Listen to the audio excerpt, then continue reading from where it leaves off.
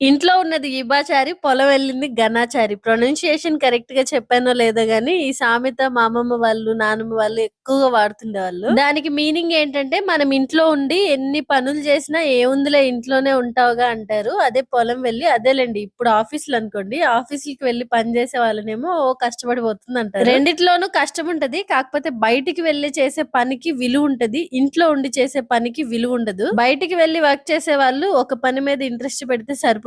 అదే ఇంట్లో ఉండే వాళ్ళకి 100 పనులు. ఇది ఆడవాళ్ళందరికీ తెలిసిన విషయం అయినా సరే మనమే అంటాం ఎదిరింటోళ్ళనో, పక్కింటోళ్ళనో చూసినప్పుడు ఆవిడ ఇంట్లోనే ఉంటదిలే అమ్మ ఖాళీగా అని. ఒకరిద్దరు కమెంట్ చేస్తున్నారు నాకు, అక్క ఇంట్లో ఉండి చేసుకునే వర్క్స్ ఏమన్నా ఉంటే చెప్పక్క అని. ఈ స్పీచ్ అంతా విని నేనేదో వర్క్ ఫ్రమ్ హోమ్ జాబులు ప్రమోట్ చేస్తున్నానని మాత్రం అనుకోవద్దు. ఇంట్లో ఉండి బయటికి వెళ్లకుండా ఏదో రూపాయి సంపాదించుకోవాలంటే ప్రజెంట్ యూట్యూబ్ నాకు తెలిసి బెస్ట్ ఆప్షన్. మన చుట్టూ మనకు చాలా అవకాశాలు ఉంటాయి. మనమే సరిగా గమనించము. ఒకసారి గమనించి చూడండి.